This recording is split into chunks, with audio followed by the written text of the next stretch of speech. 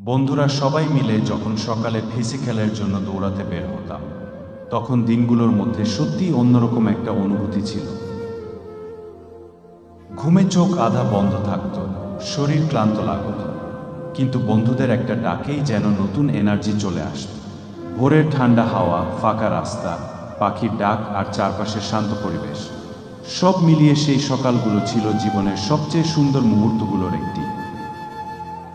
প্রতিদিন নির্দিষ্ট সময়ে সবাই এক জায়গায় জড়ো হতাম। কেউ আগে এসে অপেক্ষা করত, কেউ দেরি করে এসে সবার মজার বোকা খেত।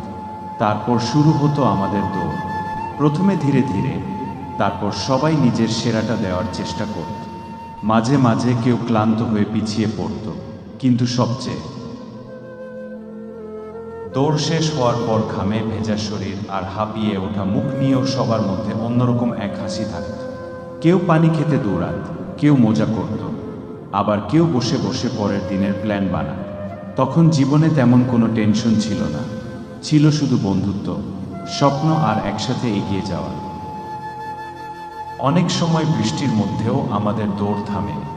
রাস্তা ভিজে যেত, জুতো কাদায় মাখা হয়ে যেত, কিন্তু সেই মুহূর্তগুলোর আনন্দ ছিল আলাদা। আবার শীতের সকালে ঠান্ডায় হাত জমে গেলেও একসাথে থাকার অনুভূতি সবকিছু সহজ করে দিত। আজ হয়তো সবাই নিজের নিজের জীবনে ব্যস্ত, কেউ চাকরিতে, কেউ পড়াশোনায়, কেউ দূরে কোথাও চলে গেছে। আগের মতো প্রতিদিন একসাথে দৌড়ানো হয় না, সেই ভোরের আড্ডাও আর নেই, কিন্তু স্মৃতিগুলো এখনো আগের মতোই জীবন্ত। চোখ বন্ধ করলেই যেন আবার সেই ফাঁকা রাস্তা, বন্ধুদের হাস। জীবনে অনেক কিছু বদলে যায়, কিন্তু কিছু মুহূর্ত কখনো পুরনো হয় না। সেই সকালবেলার দৌড়, বন্ধুদের উৎসাহ আর একসাথে কাটানোর সময়গুলো সারা জীবন হৃদয়ের খুব কাছেই থেকে যাবে।